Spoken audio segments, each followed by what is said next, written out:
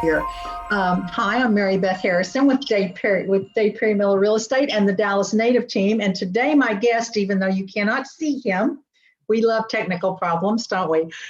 Is John Gallent, the buyer specialist for the Dallas Native Team. And today, John and I want to talk about the buyer market. It's actually a seller's market right now, quite frankly. But as far as buyers trying to buy a home right now, it is the most frustrating market I've ever worked in my entire life. And I've been doing this for a really long time. And John, I know you have too. And it's just, wow. Tell me, what are you seeing out there with your clients? Talk to me, what's an average day look like being with buyers? Oh my goodness. Well, whenever we start, before this market really kicked in over a year ago, I would say that maybe about 5 or 6 years ago, people were paying just $1,000, $5,000 over the list price, and that felt very impressive. But now is the reality, and that is that we're living in a completely different world. So my day now really consists of, instead of looking at all the brand new listings out there, because now our inventory is so small, and I'm seeing a lot of the same homes, same clients. I guess is a good way to put it. So you have a lot of the same competition for the buyers. So whenever I start to look for them for houses, we're very limited, and that can get very frustrating for buyers. Yeah, I think what I'm hearing you say is you might be working with 3, 4, 5 buyers right now at one time. And let's just say they're kind of randomly in the same price range. You're showing the same people the same house. But what's really bizarre to me is when you show up to, and the minute they hit the market, you've got to be there because they'll be gone. They go on the market, and the next thing we know, there's a deadline for final and best offer, meaning the listing agent has received an offer or received multiple offers, and now they're saying, look, we're going to receive offers until this date, and then we're cutting it off. So yes, you don't get a second chance to make a first impression. That's really the important thing here. You get one shot at this, and you better make your first shot your best shot. And that's really what it's coming down to. But when you show up to show a new listing, there may be 5, 7, 10, 20 people there. I mean, it's craziness. I mean, really, I've just never seen anything quite like it. It's rare that we get to see a house and be there by ourselves anymore with the buyer because there's so many other people looking at the same thing. And what's really an interesting phenomenon that I've also never seen before is, let's say 3 new things come on the market. Well, that's a dream, but let's just say that it does. And we go to house number 1 and we see the people there. We see the buyers, we see their agent. We go to house number 2 and the same buyers and the same agent are there. And we go to house number 3 and the same buyer and the same agent are there. So we're all looking for the same thing. It's, you're not the only game in town. And I want to talk a little bit about what's made this phenomenon. And it's been on some of my other shows. Matter of fact, when Chris Kelly, the president CEO of our Ebby Halliday company, spoke with me, he brought up some really good points. And I want to start with that. And then John, I want to come back and talk to you about how do we navigate this market. But I was asking Chris his opinion of why, what's the why? Why are we seeing this huge drop in inventory? Inventory meaning the number of houses that we have to sell at any particular price. And please understand, I'm talking from the millions down to 100,000. I'm not talking a specific price range here. It's all price ranges. It doesn't matter. And his comments were interesting because he said that part of the problem is new construction is way behind. Back in 2008, when the market crashed horribly, the builders were left hanging with all kinds of inventory, meaning houses were built, they were just sitting there and they weren't selling. Back then, we were happy if a listing sold in 6 months. I mean, that was a win for everybody. Now, if it's 6 hours, it's been a long time. It's certainly 48 hours, something should be sold. I mean, otherwise, you've priced it wrong, or the house is just in deplorable condition, or for the price, or whatever. But number one, the builders stop building because they just could not afford to have that much inventory unsold sitting on the ground. So it put us behind on the amount of new construction. And John, you've recently just shown new construction, I think this last weekend. Tell me how that went down. Well, I say as if I had no idea what was going on in our area and I would want to move to the Dallas-Fort Worth area, I would immediately say, well, this is such a growing area that there should be plenty of new construction, that I should be able to find something. It's probably out there. My client and I, we drove probably 45 minutes outside of the Dallas area, and there were lines to get into the offices to meet one sales staff person. They're understaffed as well. And so these people have these long waiting lists that all they can do is promise you. And one of the things is also the price that you're looking for. If it's a specific price, you can't guarantee that that price is going to be there whenever it finally finishes in maybe 18 months. You have to prepare for a price increase. So what I'm hearing you say is you all, when you went to these new subdivision model homes, they have a wait list just to be able to come up for a lot when it becomes available. So in other words, there's a line of people in front of you that have first dibs on this lot that comes on the market. And so they give the lot to the first person on the list, and another lot comes available. The next person gets it, another lot comes available. The third person says, no, I've bought something else. So then they go to the fourth person, et cetera, et cetera. So how far down you are on the list is anybody's guess, right?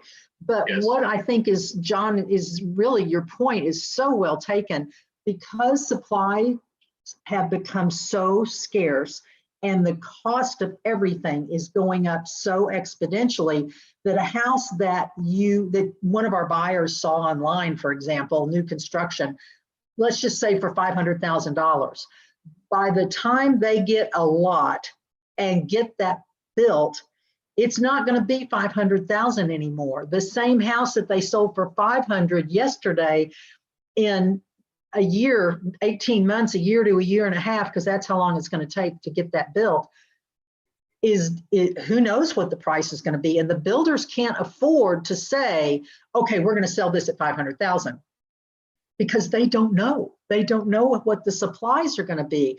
Roofing materials gone up, the sheetrock's gone up, the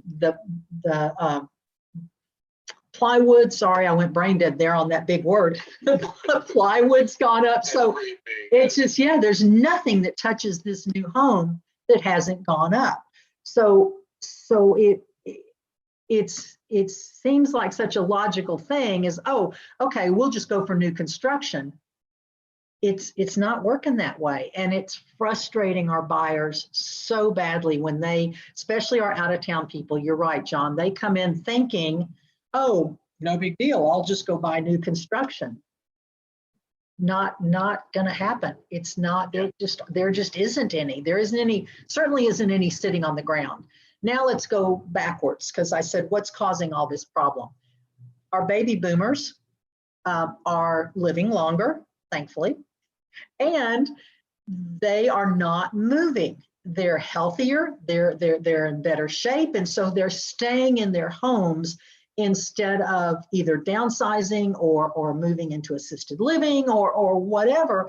And so we don't have new construction. We haven't freed up that housing that the baby boomers owned. And so it's not allowing these people to move up. It's a trickle down or trickle up theory. It's going both ways. And I know when I talk to so many sellers, as I do, it's like, we would love to sell our house. We realize our house is worth more than we ever thought it would be. John, did you know that the average seller has over 56% equity in their home? That's average in all of the United States right now. Wow, that's 56. great. Isn't that incredible? 56%. That is incredible. Also, before I forget, if anyone has any comments, please go to our chat box, not the question and answer, but the chat box, and I'll try and keep an eye on that and answer any questions that we have. So, all right, so now we've got our problem here of no new construction, baby boomers aren't moving, sellers that could move and might move don't know where they're going, so they're afraid to put their house on the market because where are they going to go? So what are some solutions to that, John? Because I know you're very creative when you write offers, and the important thing is to have a conversation with the other agent. What's important to this seller, right? This person that's selling this home on Main Street, what's their hot button? What's important? Those are important questions, because if they need time, for example, they want to stay there till school is out, for example, how do we do that? How does that work? Whenever I have a buyer and to me, a buyer that is flexible would be a buyer that has time, which means if they are going to be moving in at a certain point, they might be able to offer the seller a couple weeks, maybe up to a month of time where the seller is allowed to stay on the property after closing, and then the seller would be able to finish the business that they need to do in order to move to the next property. Okay, so let me see if I can put that into perspective. So let's say that my buyers are renting. They're renting, and their lease is not up until, let's just say, May 30th. Let's just throw that out there for right now. So we are in February right now, but and they're willing to break their lease. If they found the right house, they would break their lease. So they could move quickly, 30-day notice, which it's about 30 days to get a loan and get everything done. That's not unreasonable to close in 30 days. But these people have the value of time. So they would write a contract. Let me just throw out some easy numbers here for a second. Let's just use a $100,000 house, because you know there's so many of those around the Dallas area. I don't even know if there's anything that starts with a 1 anymore. Anyway, let's say we take a $100,000 house and they offer that and they get it, but they offer the seller 2 months lease back for free. Now that $100,000 house, the payment on that would be, let's just say, $1,000 a month, principal, interest, taxes, and insurance. So now they've basically given them $100,000 asking price plus another couple of $1,000 in their payment that they would be making. So now their offer isn't just $100,000, it's kind of $102,000 if you look at it in a bigger picture, right? Does that make sense? Yes, and also I urge buyers to understand, some people think I'll be able to make some money back in the lease back, but even if you do make an offer with money, asking for money for the lease back, then you're going to lose, unfortunately. The way to win in these markets is being able to cover all the costs for the seller and make it as comfortable for the seller as possible. Right. The seller, I mean, the seller's in the driver's seat. That's just all there is to it. This will change. Eventually, it'll flip itself around. We've been in a buyer's market for a long time before this, and it will happen again, but not right now, not when inventory is so low. Let's think about that gift for Christmas, the hot toy for Christmas, and your kid wants it worse than anything. What are the chances of finding that toy? You got to go on eBay and pay more. And pay more. Exactly. That's the operative word, is to and pay more.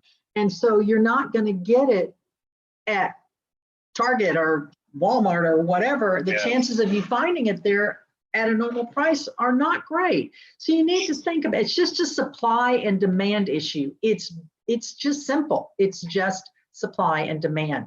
But as a buyer's agent, we can be creative for you.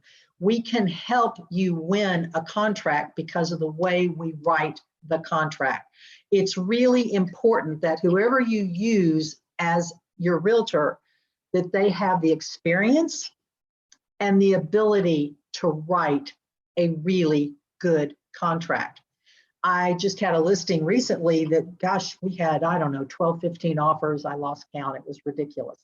And so I'm having to plow through all of those contracts and make them all put them in a graph so that my seller can look at them and go, okay, this one's offering more money, but this one gives me better terms. Sometimes terms is more important than the price.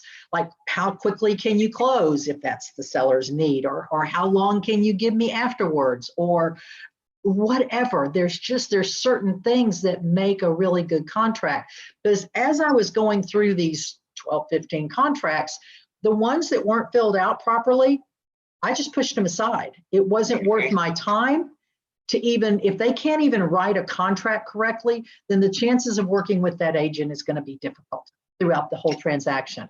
So it's really important who you work with. I know you think all realtors are created equal, but we're not. It's like anything else. It's doctors, it's CPAs, it's a pharmacist. We're not all created equal. Some of us offer a different service or better service or more knowledge. And so it's really important that you take advantage of that with who you work with.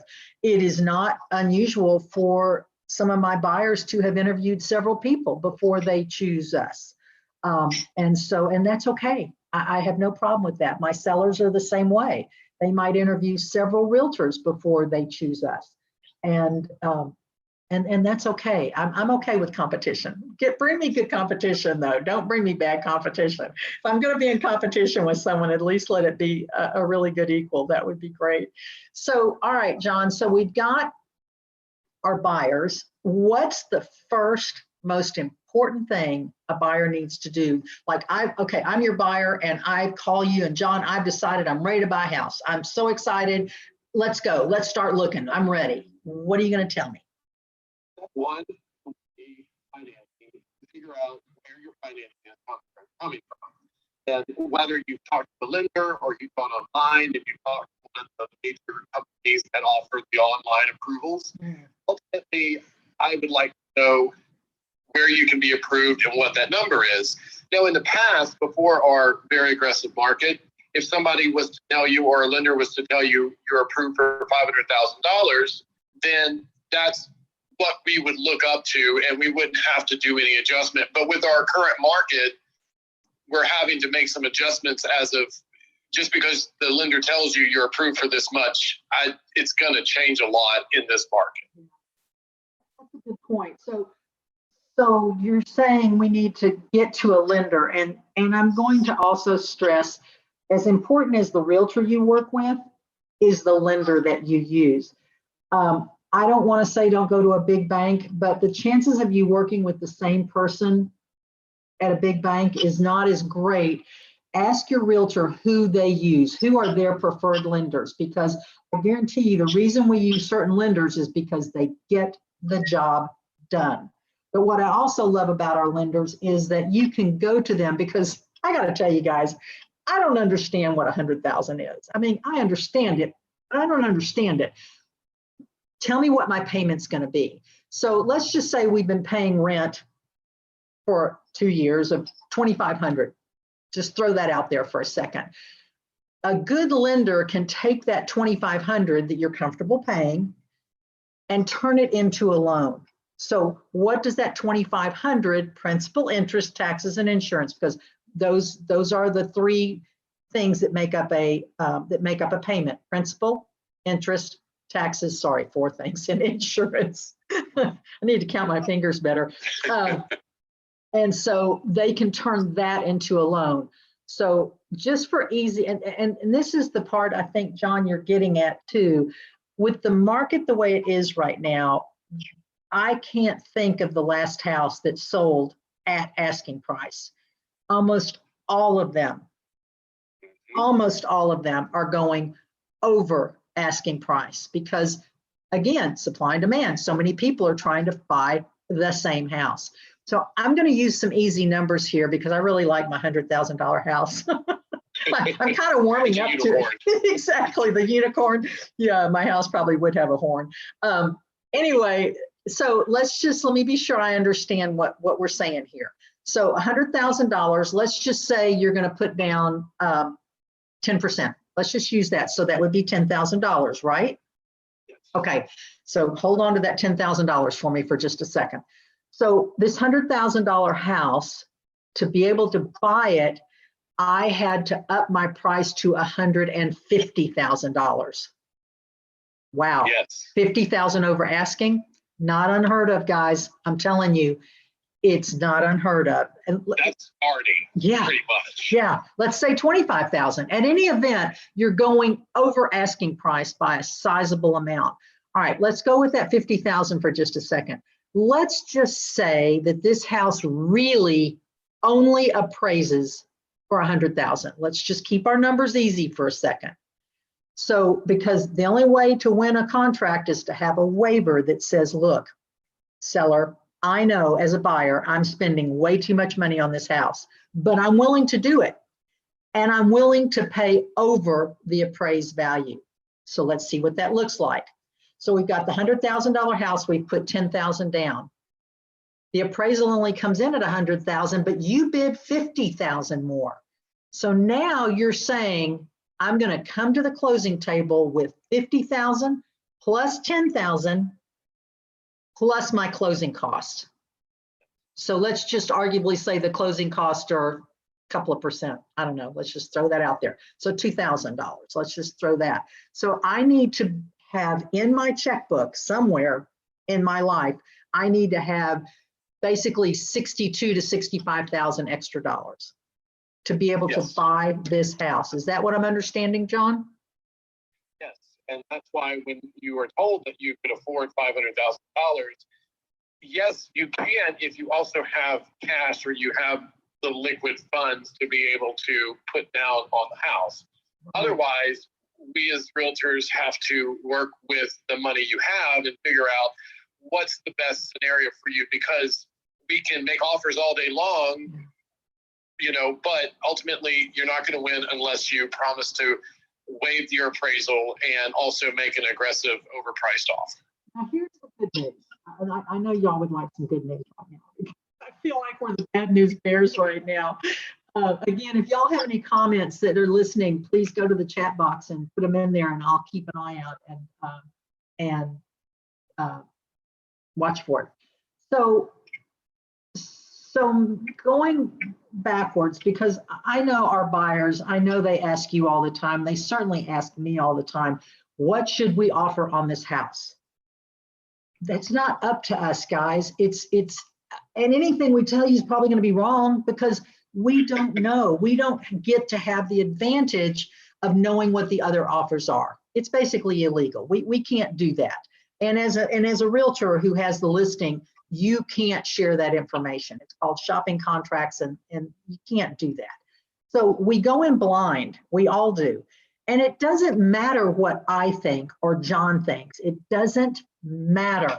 How much extra money do you have to throw at this project?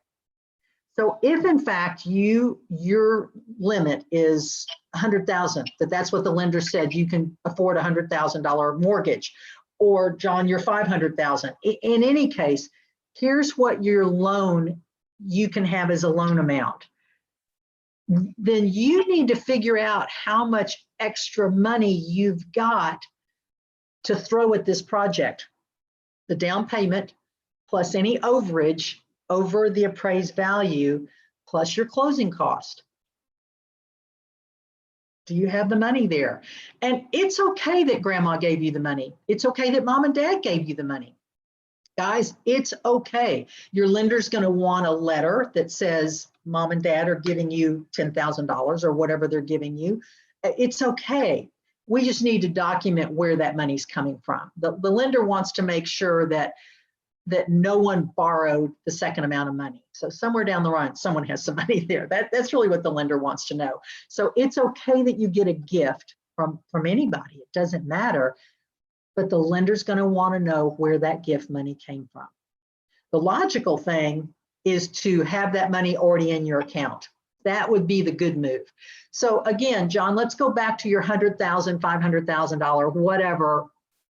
Someone says to you, I can spend 500,000. The logic is looking at what price range now to make that happen. Is not 500 and down anymore. Well, it's asking them how much money they have in cash, and depending on how much they could offer, over the list price. I recently had buyers that actually won. Some good news. And the strategy for them that I coached them on was, okay, you are now looking in a $350,000 range. And you know that anybody that is approved below that is out of your competition's way, but you're now competing with somebody that might be 400,000 or more. And when you make an offer, you definitely need to be as aggressive as possible. And my clients did have the money to be able to offer $65,000 over the list price. And when it appraised after they won, they ended up having to bring $25,000 to the closing table. But they were the winner out of 49 offers. Wow. Wow, that's impressive. Congratulations on that. Wow, congratulations. Because those are hard earned, especially when there's that many offers. That's craziness. So something that you just said, and I think this is really important, and I was starting on that conversation when I went down a rabbit hole, which I'm prone to do, as you all know, and that is the appraiser. That's someone who works for the bank. They're telling the bank or your lender that not only did the realtor think that this was worth it, the buyer thought it was worth this price, but now someone is telling the bank, you're good to go. You can loan this much money and be okay with it. Well, here is the good news. Because every time we sell a house, the prices are going up and up because people are bidding over the asking price. The appraisers are able to use those new values because arguably that is the new value. So that $100,000 house that we spoke about earlier that went under contract for $150,000, the next house that sells in the neighborhood is going to be able to use that $150,000 for their value. Hope that makes sense. And so a lot of our buyers, when they've gone over asking price, and again, let's use our $100,000 and $150,000 example we used earlier. Let's say that house appraises for $125,000. Well, now you only have to come out of pocket with $25,000, not $50,000. So you see how that starts to work in your favor. But I do need to know that going in, if worst thing happens, you have that additional $50,000 to give to the project.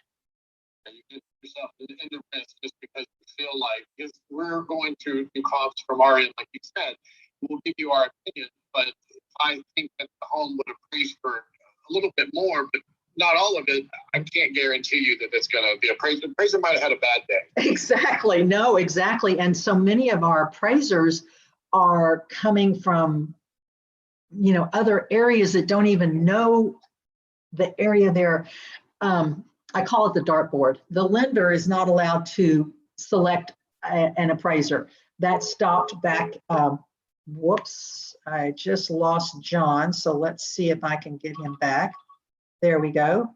All right, I've got you back. Good old technology. Yes, we love technology.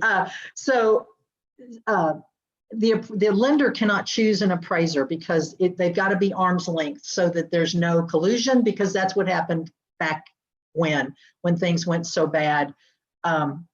It was a problem. So now the lender throws a dart at the board and says, you're my appraiser.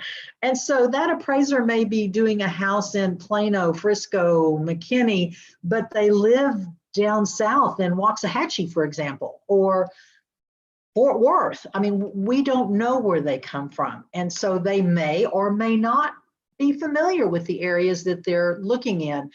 I think about more of our older neighborhoods, like East Dallas, for example, where homes could be anywhere from the 1920s to new construction that just got completed. It's a mixed bag. Preston Hollow, Park City, same thing. You can be next door to an original owner lovingly cared for. The land is what's the value. And next door to it is a multi-million-dollar house because they just finished it. So we never know where our appraisers are coming from and how much knowledge they have about the areas they're looking in. So that's a little bit of an unknown factor thrown into this whole equation of. I am seeing those values that are appraising higher than the list price. And also, only a few recently in this new year that the appraisals didn't meet the offer price, but in the past they have. It just depends on the competition, and kind of just every house is like a snowflake. It's all different, and it's just its own experience. Yeah, absolutely. And that's a really good point. So, okay, so let's go back. I'm your buyer, and you told me to talk to a lender, which I did. And the lender said I could afford XYZ. And so what's the next thing that we do? Where do we go from here? The next thing is I'm going to throw you in my car.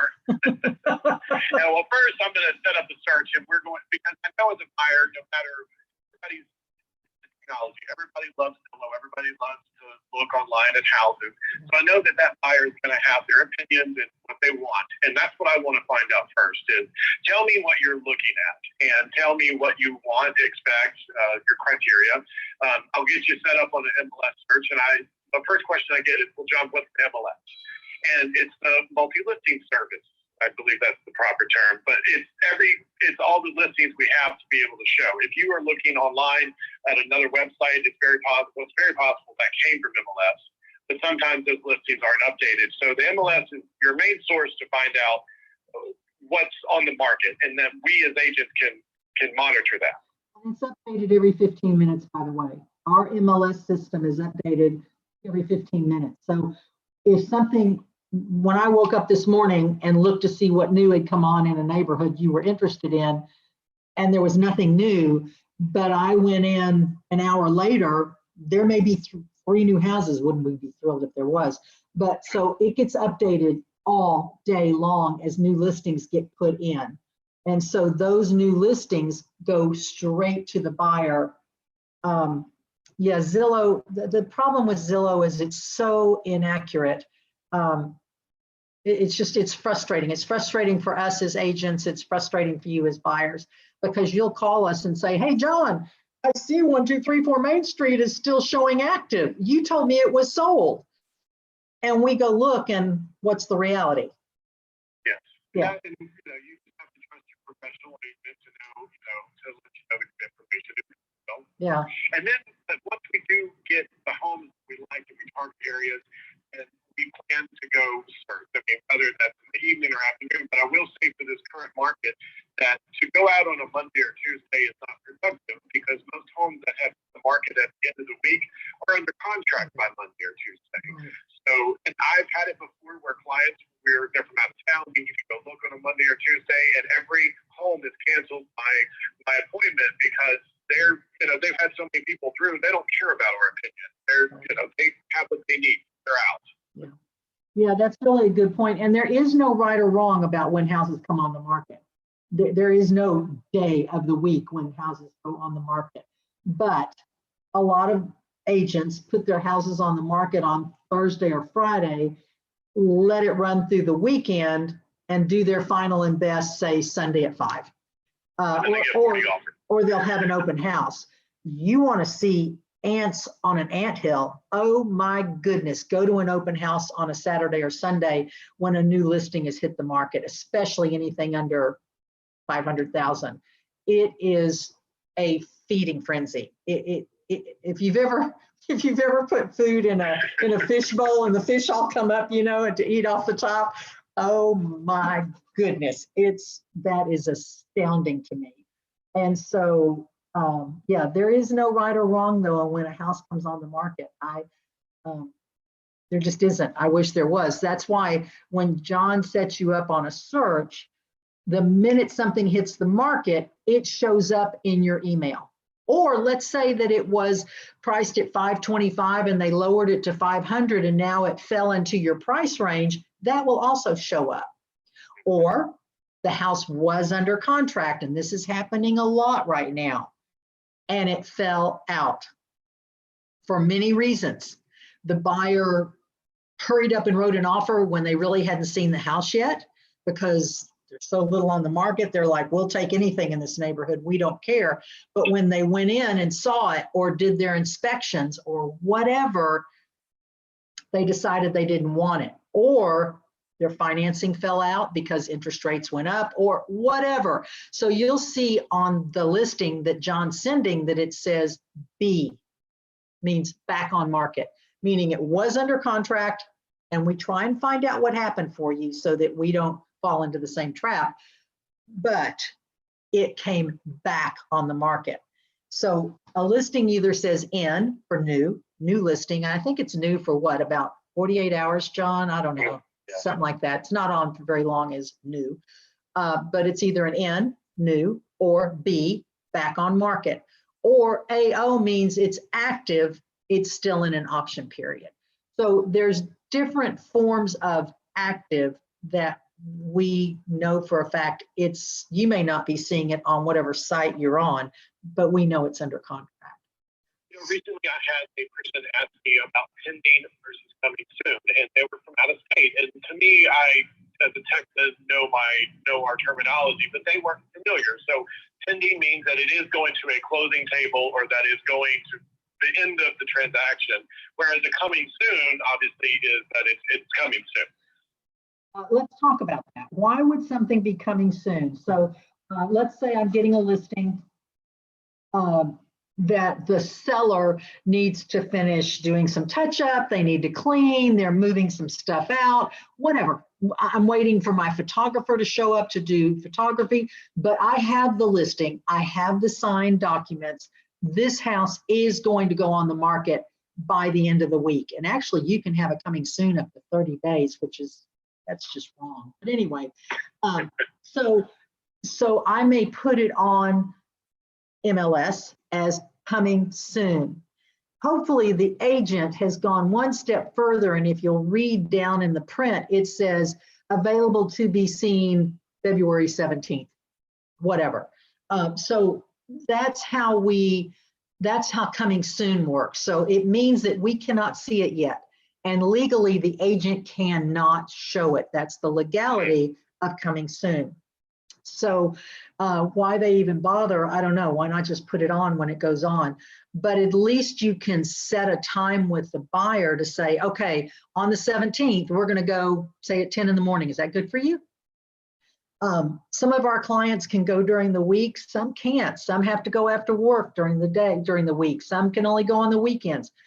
Again, there's no right or wrong here. But if something does go on the market on the 17th, which would be, say, tomorrow, that's Thursday, then you can pretty well bet if you can't see it until Sunday, it's probably too late. So that's just the way. Or just already have your offer written up, and Sunday when you see it, kind of like a final decision if it's right or not. It's really the best way. Yeah, I agree with you. I've done the same thing. We've gone in to see a house with an offer already written that we can change up, add the price, whatever after they see it. But yeah, the salient points are in just the bring contract. a check to the house. I think that's really what we're doing right now. Why didn't I think of that? Just bring a check. So I'm hearing you say, John, that you sit down with a buyer to determine what their needs, their wants and needs are. So, for example, I'm going to work downtown, and I only want a 30-minute drive. So will that help you determine where I would need to live to try and keep my commute to about 30 minutes? Vague in the sense because we're a large metroplex. If you work downtown, it's pretty centralized. There's cities that are south of downtown, east, west, north, and so I would like to know a little bit more about what type of environment you'd like, if you'd like to be around the city, because our suburbs are much different than whenever you're down into the city. Oh, good point. So if a commute time is important to me, and we get people here from California and they're happy if it's 2-hour commute time. So it's all in what's important to you. You get someone coming in from Oklahoma, for example, and they don't want a commute time at all. So it depends on what you're used to. But what I really love about living in Dallas is you don't have to have a 2-hour commute time if you don't choose to. We are able to live closer to our work or our recreation if boating is important to you, then maybe being by one of our lakes is more important to you than being close to work. And I know so many of our clients are working remote now. So many are working remote that it really doesn't matter where they live, right? Unfortunately, price is now making a big change in that because you have a certain price range that you have to do. You're not going to find a house in Dallas proper, or you might have to consider a townhome or a condo because those prices in that market are a completely different story. Yeah. You know, I think your point there is really a good one, and especially for our first-time home buyers. This is not your last house. Might be, but I doubt it. So use this first house as a springboard for your next house. So if all goes well, and for all of my life in real estate, which has been a really long time, this has been true. A house will appreciate. So let's just say you bought it 100,000, and in 2-3 years, whatever, you sell it for 300,000. You've got $200,000 sitting there in equity in this house. And so use that money to go buy the next house, right? So springboard off of this first purchase, whether it's a condo, a townhome, a home, a duplex, whatever, use that as your springboard to buy the next house. And I know, John, you get asked this a lot, as do I, about schools. How important are schools? Well, you tell me, how old are your children? Well, we don't have any children right now. Well, then you're not going to need a school for 6-7 years. So really, how important was the school? And honestly, a school's only as good as 1, the teacher, 2, the administrators. And what was a fabulous school this year might fall out of favor completely in a couple of years. Exactly. Oh, and also probably a good internet connection would be a good factor for school nowadays. Isn't that the sad truth? That is the sad truth. And so there's so many factors that go into buying a house. And I love, John, that you sit down with a buyer and try and determine what are those factors? What's important to you? 1-story versus a 2-story house, pool versus no pool. Even the direction of the property at times. I mean, it can be anything that a buyer has a desire or a need for. Yeah, I will tell you, for us to determine the direction of a house is very difficult, because where you want something, say, south facing, it's very difficult for us to see or know that even online, because streets that run east-west, for example, all of a sudden make a curve and are now going north-south. And so it's very difficult for us to determine that until we actually get to the house. It's very difficult. And I'm going to say one other thing on my buyers. When I sit down with them, the more you ask for, the fewer houses you're going to have to choose from. So for example, we only want hardwood floors. We only want high ceilings. We want a fireplace. Et cetera, et cetera. Well, you can put wood floors down if there was carpet there.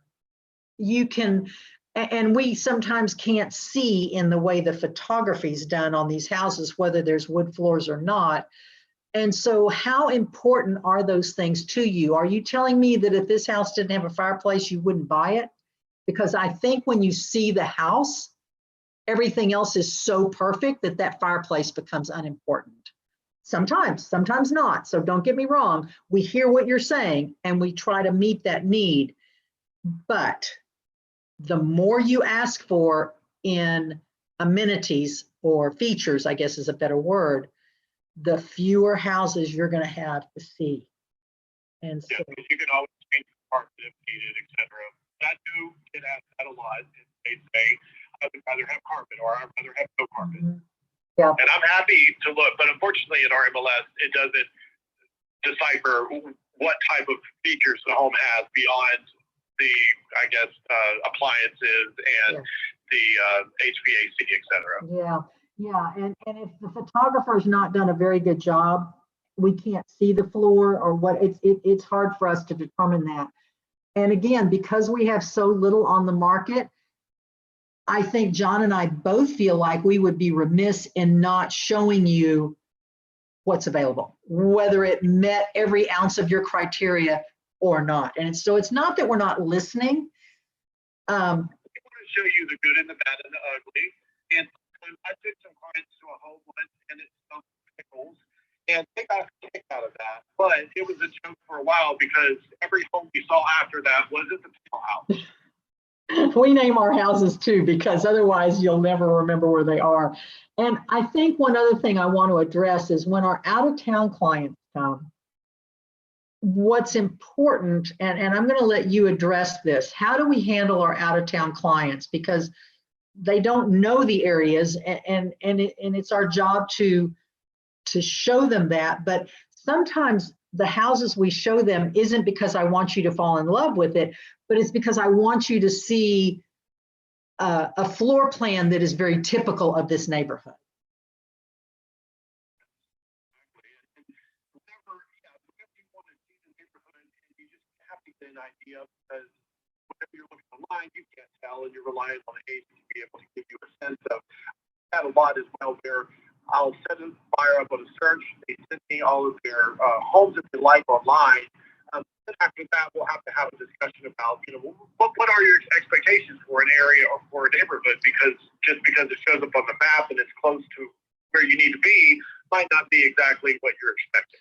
Exactly, and that's something that John and I bring to the table is our knowledge of neighborhoods. Because do you really want to back up to a fast food restaurant? Yeah. Do you want to back up to a highway, a major highway? So when you're in your backyard that you absolutely love, you're hearing, sounds like the ocean because there's so much noise. So yeah, there's some times when that we know things about a neighborhood that you might not know. Is being close to a park important? Or are you a runner? Are you a cyclist? Are you what other things are important to you? And I think do you drink?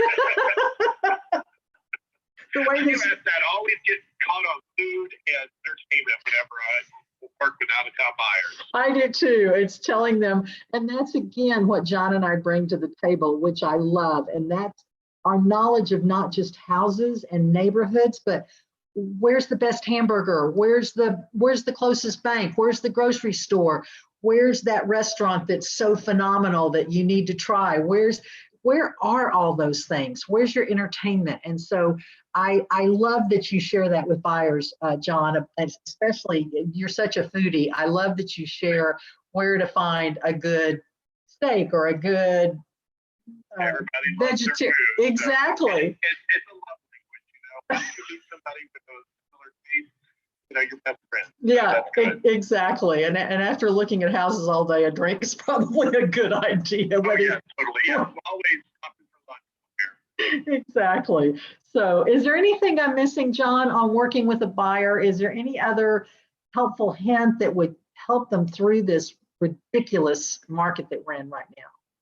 I also, here's something too, was a closing time, because we talked about the lease back and having some extra time, but I do want to preface that most lenders will give you an option to close 21 days to maybe 28 days, 30 days. Mm-hmm. That's something that I need to find out right offhand from the lender, whether I know them or not, as to how much time they need to close, because a 3-week to close offer is going to win over somebody that's going to be putting it out there for longer, but then they still might offer a lease back. So it's like a double-edged sword where we're asking you to have lots of time, but so we need to close as soon as possible. Yes. However, for many sellers, that quick close is horrifying to them. So again, having a conversation with the other realtor to understand what's important to them, but like you just said, close quickly, say in 3 weeks, but you're able to give them the lease back that allows them to stay in the house. And what seller wouldn't be happy to know that they have their money, they can go buy the next house, they know their house is sold and closed and the money's in hand. Who wouldn't want that? I mean, who wouldn't want that kind of guarantee? And that's what you're giving them. So, and then too, I will tell you guys, when we work with a lender that we don't know, we have no point of reference of how well hold they, your breath. yes, how well they perform. Are they going to get the job done? Because I'm telling you, you cannot get to the closing date and not close. That's just, that can't happen. And so that's part of why we And that work. falls on the buyer, who's the customer, not necessarily the agent or the onus falls on the buyer because you hired them. Right, right. So, all right, just to kind of recap, I want to be sure I've got all your points here, John. So talk to a lender first. That's important to understand what you can purchase. How much extra money do you have saved to put to this project, whether it's going over asking price, the down payment, the closing cost. How much extra money do I need to buy this house above and beyond my mortgage? What does that look like? And then figure out what's important to you. And it's funny, sometimes I think a buyer doesn't know what's important to them until they see it. And I think that sounds a little weird, but when people say to you, I want a big yard, do you not just look at it and go, what does that mean to you? Because is that an acre? Is that just enough to put a swing set? What does a big yard mean to you? Because it means something different to everybody. So when you make kind of broad statements like that, until we show you a specific yard, it's really hard for us to put that into perspective. Does that make sense? Yeah. Yeah. I want a big kitchen. What does that mean to you? Does that mean more counters, more cabinets, more, what exactly does that mean? You know, it's different for everybody. So it's not that we're not listening to you, it's that we need to show you some houses so that we can understand what those words mean to you. And then that helps us go find the houses to show you, because we now understand what a large yard means, or what a large kitchen means, or what a large bathroom, or whatever you're telling us what that means. So, so am I missing anything here, John? I would just say to have faith, because when you do work with an agent and you do go out, there is a period of going out, making offers, looking at homes, and it could last. You need to give yourself at least a month, I believe, or more. But also know that if you take your agent's advice, that you might be able to shorten that time, because we have experience with these multiple offer situations. And I wanted to add too, one of my favorite things as a buyer's agent when I write an offer for a client and it gets accepted is when the agent, and I've heard this, and I'm not trying to sound overly bragging, but they always say, thank you for writing a clean offer. And that to me, it's not going back and trying to renegotiate everything later. It's basically doing everything up front, and also neat and tidy, and the agent can read it, like you said, and present it to the seller without much question. Right. And we absolutely have got to send a letter from a lender saying that you're pre-approved, not just pre-qualified. It means you have talked with the lender and given them everything you need to get that loan. So really what we need is a house to go with the loan. That's really what we need. Sellers are also asking for proof of funds for this paid over the list price too. That's a really good point. So they want, you can white out or black out your account numbers and all of that. But yes, sellers are wanting to see that you have the ability to buy mortgage wise, and you have proof of funds, meaning in your bank, you have an extra $50,000 or whatever you went over asking, whatever that number is, that you have that amount of money sitting in your bank. And again, I'm going to go back to what we said earlier. If your parents or grandparents or your best friend or, Bill Gates wants to give you money, the sooner you can put that into your account, the better off you are, because the lender does not want to see your paycheck, your paycheck, your paycheck, your paycheck, and then all of a sudden there's this $10,000 that got into your account. The first question is going to be, where did it come from? Where did that money come from?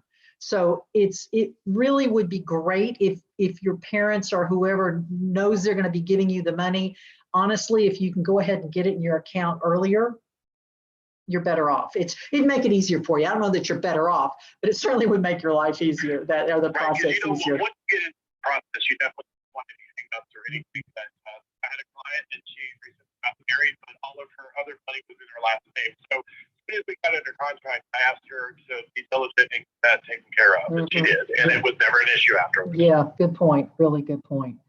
Well, I hope this has helped. I've not seen anything come up in the chat box. I've been watching it. So either we have been incredibly forthcoming and there's no questions out there, but I did put John's and my contact information in the chat box. And so if you want to reach out to either one of us, we welcome the opportunity to talk you through the process. And especially a first-time home buyer. But quite frankly, if this is your 5th home, things have changed dramatically from when you bought your home. And so while you think you're experienced at this, I'm telling you, it's a whole different ballgame right now. And so it's worth a conversation, and the sooner the better. And I agree with you, John, if let's just say you're renting and your lease is going to be up in May, you need to be looking now, because we used to take someone out, I don't know, maybe 2-3 times, and we'd find a house for them just like that. Now, wow, we're with you for many times out looking at houses before we kiss a whole lot of frogs.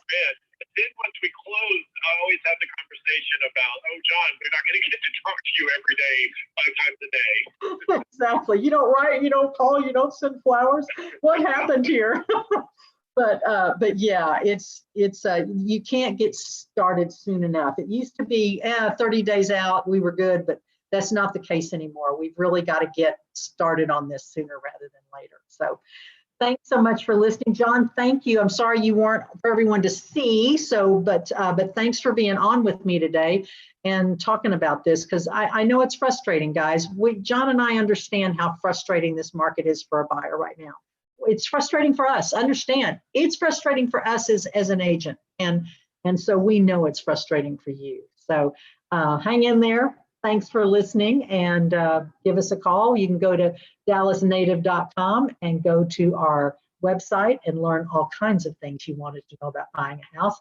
Or you can find us at info@dallasnative.com and send us any questions, and we'll be glad to answer it for you. So thanks so much for listening. We'll see you next week. Thank you.